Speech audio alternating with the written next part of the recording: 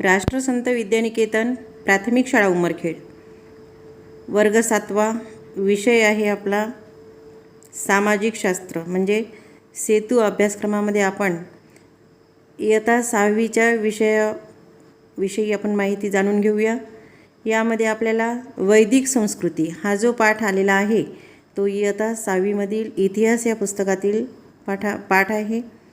अध्ययन निष्पत्ती यामध्ये भारताचे सांस्कृतिक व वैज्ञानिक क्षेत्रातील योगदान स्पष्ट करतात. उदाहरणार्थ खगोलशास्त्र, वैद्यकशास्त्र, गणित, धातुशास्त्र इत्यादी. आता हा जो अभ्यासक्रम तुम्हाला आम्ही पाठविणार हा कोणत्या पाठामधून आलेला आहे? वैदिक संस्कृती.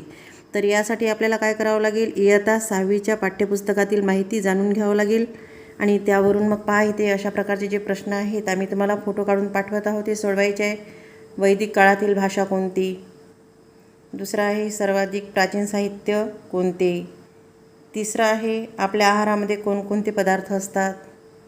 त्यानंतर इथे आहे सध्याची मनोरंजनाची साधने. पहा इथे पाठात आलेले नवीन शब्द व त्याचे अर्थ लिहा.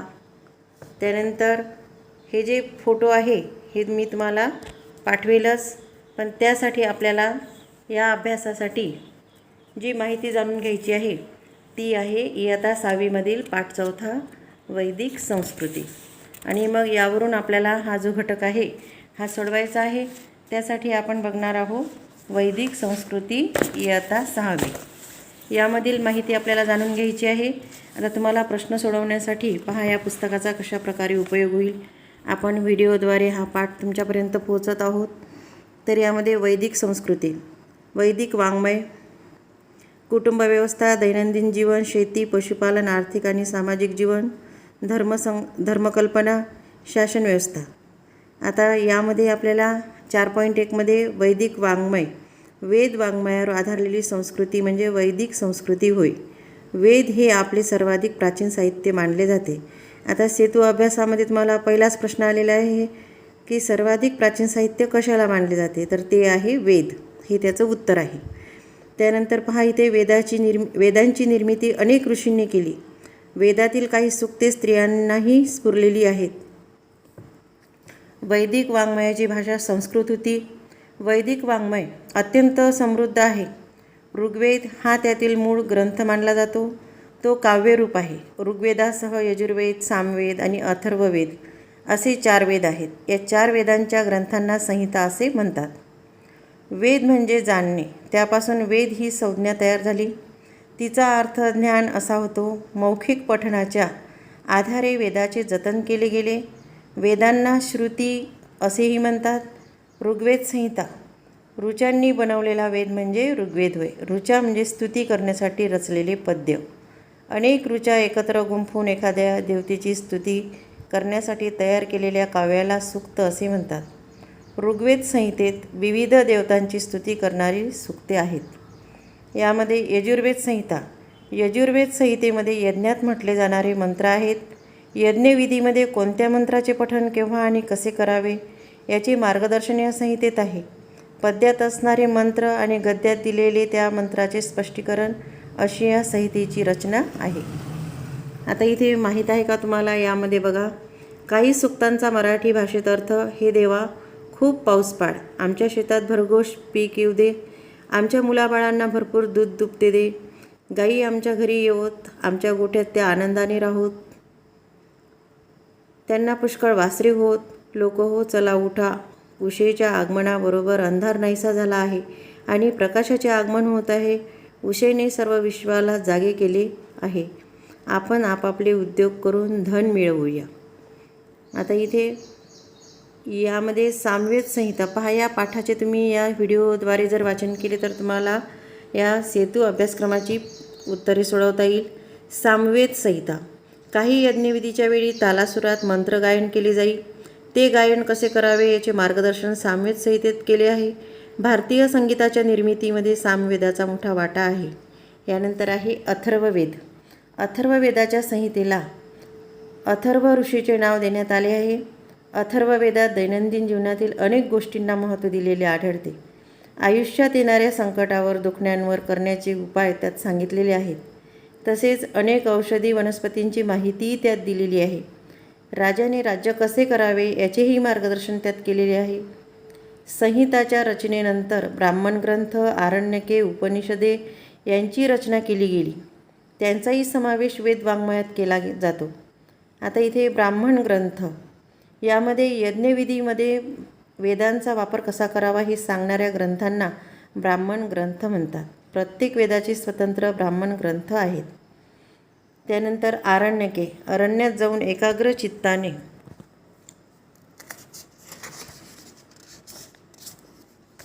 केलेले चिंतन आरण्यक ग्रंथामध्ये मांडलेले आहे. यज्ञविधी पार पाडत असताना कोणत्याही प्रकारची चूक होऊ नये याची खबरदारी यात घेतलेली दिसते. उपनिषदे, आता उपनिषदेमध्ये काय? उपनिषद म्हणजे गुरुजवळ बसून मिळवलेले ज्ञान. जन्म मृत्यूसारख्या घटनांबद्दल अनेक प्रश्न आपल्या मनात येत असतात. त्या प्रश्नांची उत्तरे सहज मिळत नाही. अशा गहन प्रश्नावर उपनिषदांमध्ये चर्चा केलेली आहे. 4 वेद, ब्राह्मण ग्रंथ, आरण्यके आणि उपनिषदे रचण्यास सुमारे 1500 वर्षाचा कालावधी लागला. त्या कालावधीत वेदकालीन संस्कृतीत अनेक बदल होत गेले.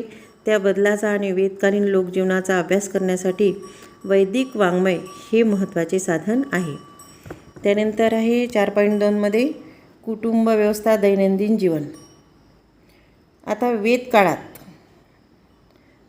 काळात एकत्र कुटुंब पद्धती होती. कुटुंबातील कर्ता पुरुष, घराचा प्रमुख म्हणजे गृहपती असे. गृहपतीच्या परिवारात त्याचे वृद्ध माता पिता, त्याचे लहान भाऊ आणि त्या भावांचे परिवार, त्यांची पत्नी आणि मुले, त्यांच्या मुलांचे परिवार अशा सर्वांचा समावेश असे. कुटुंब व्यवस्था पुरुषप्रधान होती. सुरुवातीच्या काळात लोपामुद्रा, गार्गी, मैत्रेयी अशा काही विद्वान स्त्रियांचे उल्लेख वैदिक साहित्यात आढळतात. परंतु हळूहळू स्त्रियांवरील बंधने वाढत गेली. त्यांचे कुटुंबातील आणि समाजातील स्थान अधिकाधिक दुय्यम होत गेले. वेद काळातील घरे मातीची किंवा कुडाची असत. गवत किंवा वेलीचे जाडसर तट्टे विणून त्याच्यावर शेण माती लिपून तयार केलेली भिंत म्हणजे कूड. या घरांच्या जमिनी शेणामातीने सारवलेल्या असत. घरासाठी गृह किंवा शाला हे शब्द वापरले जात. वेदकालीन लोकांच्या आहारामध्ये प्रामुख्याने गहू, सातू, तांदूळ या तृणधान्यांचा समावेश होता. पहा, आता तिथे प्रश्न आलेला आहे. आपल्या आहारात असणाऱ्या कशाचा, तृणधान्याचा किंवा आपला आहार कोणता ते लिहायचे. तर पहा, हे वेदकालीन लोकांच्या आहारामध्ये प्रामुख्याने गहू, सातू, तांदूळ या तृणधान्याचा समावेश होता. त्यांपासून ते विविध पदार्थ बनवत असत. वैदिक वाङ्मयात यव, गोधूम, व्रीही यांसारखे शब्द आढळतात. यव म्हणजे सातू, त्याला बार्ली म्हणतात. गोधूम म्हणजे गहू, व्रीही म्हणजे तांदूळ. दूध, दही, लोणी, तूप, मध हे पदार्थ त्यांच्या आवडीचे होते. उडीद, मसूर आणि तीळ तसेच मांस या पदार्थांचाही त्यांच्या आहारात समावेश होता. आता वेद काळातील जी घरं होती ती पहा या चित्रामध्ये कशा प्रकारची आहेत. आता वेद काळातील लोक लोकरी आणि सुती वस्त्रे वापरत. वल्कले म्हणजे झाडाच्या सालींपासून तयार केलेले वस्त्रही वापरत. तसेच प्राण्यांच्या कातड्यांचाही उपयोग वस्त्र म्हणून केला जाई. स्त्रिया आणि पुरुष फुलांच्या माळा, विविध प्रकारच्या मण्यांच्या माळा, सोन्यांचे दागिने वापरत असत. निष्क नावाचा गळ्यातील दागिना विशेष लोकप्रिय असावा. त्याचा उपयोग वस्तूंच्या खरेदी विक्रीसाठी होई. गायन, वादन, नृत्य, सोंगट्यांचा खेळ, रथांच्या शर्यती आणि शिकार ही त्यांची मनोरंजनाची साधने होती. वीणा, शततंतू, झांजा आणि शंख ही त्यांची प्रमुख वाद्ये होती. डमरू आणि मृदुंग ही तालवाद्ये इथे वापरत. हा खाली चित्र दिसत आहे. वेद काळातील जी वाद्ये होती त्यांची चित्र इथे आहे. त्यानंतर इथे पहा, हा जो पूर्ण पाठ मी तुम्हाला वाचून दाखवत आहे यावर आधारित हा सेतू अभ्यास आहे. म्हणून हा पाठ पुन्हा तुम्ही व्हिडिओद्वारे वाचू शकता. शेती, पशुपालन, आर्थिक आणि सामाजिक जीवन. वैदिक काळात शेती हा प्रमुख व्यवसाय होता. अनेक बैल जुंपलेल्या नांगराने नांगरट केली जाई. नांगराला लोखंडाचा फाड बसवत असत. अथर्ववेदामध्ये पिकावर पडणारी कीड, पिकांचा विध्वंस करणारे प्राणी आणि त्यावरील उपाय यांचाही विचार केलेला आढळतो. खत म्हणून शेणाचा उपयोग केला जातो. वैदिक काळात घोडा, गाय, बैल, कुत्रा या प्राण्यांना विशेष महत्त्व होते. गायीचा विनिमयासाठी उपयोग केला जाई, त्यामुळे गायींना विशेष किंमत होती. इतरांनी गायी चोरून नेऊ नयेत म्हणून विशेष काळजी घेतली जाई.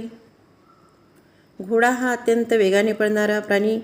त्याला माणसाळवून रथाला जोडण्यात वेदकालीन लोक निष्णात होते. वेदकालीन रथाची चाके आऱ्यांची होती. भरीव चाकांपेक्षा आऱ्यांचे चाक वजनाने हलके असते. घोडा जोडलेले आऱ्यांच्या चाकाचे वेदकालीन रथ अर्थातच खूप वेगवान होते. खाली हा जो रथ दिसत आहे वेदकालीन रथ, पहा हे फारच वेगवान होते. यानंतर इथे चित्रामध्ये तुम्हाला दिसत आहे, माहीत आहे का तुम्हाला, घोड्याला अश्व असे म्हणतात. अश्व म्हणजे काय? घोडा. एखाद्या इंजिनचा वेग मोजण्यासाठी जे एकक वापरले जाते त्याला अश्वशक्ती म्हणजेच हॉर्स पॉवर असे म्हणतात. त्या काळात पहा आता इथे, त्या काळात शेती आणि पशुपालन यांच्या अखेरीज इतर अनेक व्यवसायांचाही विकास झाला होता. व्यावसायिक कारागीर समाजव्यवस्थेचे महत्त्वाचे घटक होते. श्रेणी या नावाने ओळखले जाणारे त्यांचे स्वतंत्र संघ होते. अशा श्रेणीच्या प्रमुखाला श्रेष्ठी म्हणत असत. परंतु हळूहळू व्यावसायिक कारागिरांचा दर्जा दुय्यम होत गेला. त्या काळात समाजात ब्राह्मण, क्षत्रिय, वैश्य व शूद्र असे वर्ण होते. हे वर्ण व्यवसायांवरून ठरत. नंतरच्या काळात वर्ण जन्मावरून ठरू लागले. त्यामुळे जाती निर्माण झाल्या. जाती व्यवस्थेमुळे समाजात विषमता निर्माण झाली. आदर्श आयुष्य कसे जगावे यासंबंधीच्या काही कल्पना वेदकाळात रूढ झाल्या. ह्यांमध्ये जन्मापासून मृत्यूपर्यंतच्या 4 टप्प्यांना 4 आश्रम म्हटलेले आहे. पहिला आश्रम म्हणजे ब्रह्मचर्याश्रम, गुरुजवळ राहून विद्या प्राप्त करण्याचा हा काळ. ब्रह्मचर्याश्रम यशस्वी रीतीने पाडल्यानंतरचा पुढचा टप्पा म्हणजे गृहस्थाश्रम. या काळात पुरुषाने कुटुंब आणि समाज यांच्यासाठी असलेली आपली कर्तव्ये पत्नीच्या सहाय्याने पार पाडावीत अशी अपेक्षा असे. आणि तिसरा आश्रम म्हणजे वानप्रस्थाश्रम. यामध्ये पहा आता गुरु आणि शिष्य कशा प्रकारे शिक्षण घेत होते. आज आपण पाहतो हे शिक्षण आपल्याला जाणवत नाही, पण हे शिक्षण म्हणजे याला गुरु शिष्य पहा इथे. गुरु समोर बसलेले आणि शिष्य विद्यार्थी. शिष्य म्हणजेच काय? विद्यार्थी. आणि गुरु म्हणजे शिक्षक. आता टप्प्यावर त्यांनी घरादाराच्या मोहाचा त्याग करून दूर जावे, मनुष्यवस्ती नसलेल्या ठिकाणी राहावे आणि अत्यंत साधेपणाने जगावे. चौथा आश्रम म्हणजे संन्यासाश्रम. या टप्प्यावर मनुष्याने सर्व नात्यांचा त्याग करून मनुष्य जन्माचा अर्थ समजावून घेण्यासाठी जगावे. फार काळ एके ठिकाणी राहू नये असा संकेत होता. धर्मकल्पना पहा आता यामध्ये काय आलेले आहे. वेदकालीन कल्पनांमध्ये निसर्गातील सूर्य, वारा, पाऊस, वीज, वादळे, नद्या यांसारख्या निसर्गातील शक्तींना देवतारूप दिलेले होते. त्या जीवनदायी ठराव्यात म्हणून वेदांमध्ये त्यांच्या प्रार्थना केलेल्या आहेत. त्यांना प्रसन्न ठेवण्यासाठी वेदकालीन लोक अग्नीमध्ये विविध पदार्थ अर्पण करत त्याला हवी असे म्हणत. अशा तऱ्हेने अग्नीमध्ये हवी अर्पण करण्याचा विधी म्हणजे यज्ञ.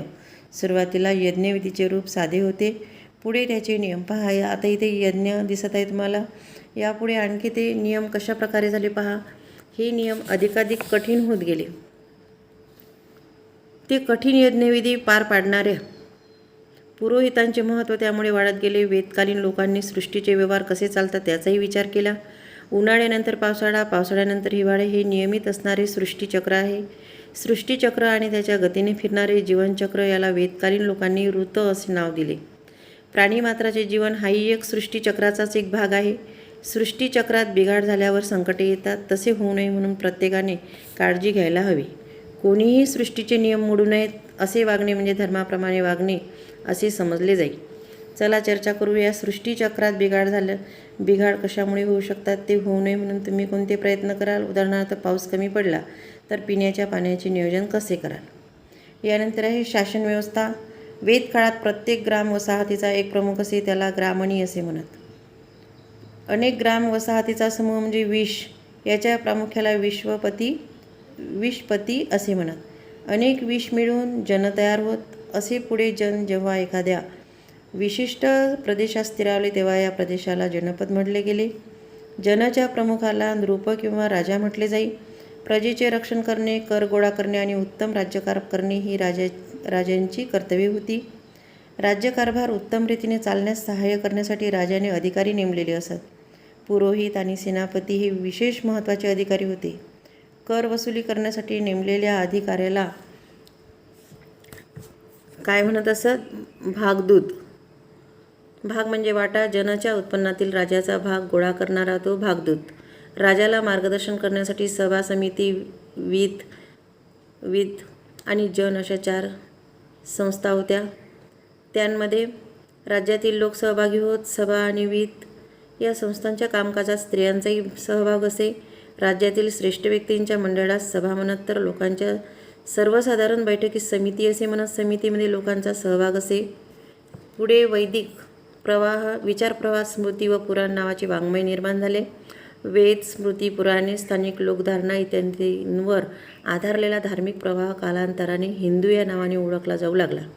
प्राचीन भारतात यज्ञविधी आणि वर्णव्यवस्था बाबतीत वैदिक प्रवाहापेक्षा वेगळी भूमिका घेणारे धार्मिक प्रवाह अस्तित्वात होते. पुढील पाठात आपण त्यांचा परिचय करून घेणार आहोत. पहा आता इथे स्वाध्याय जो आहे, हा स्वाध्याय तुम्ही नीट लक्षात ठेवा. या स्वाध्यायालाच अनुसरून आपल्याला सेतू अभ्यासक्रमामध्ये प्रश्न आलेले आहे. ही प्रश्न नीट वाचा, लिहा आणि आपल्या सेतू अभ्यासक्रमात पाठवलेला फोटो त्यांची प्रश्न तुम्ही सोडवा आणि त्यानंतर ती प्रश्न तुमचे आम्ही तपासून त्यावरून तुमचे मार्क ठरतील. धन्यवाद.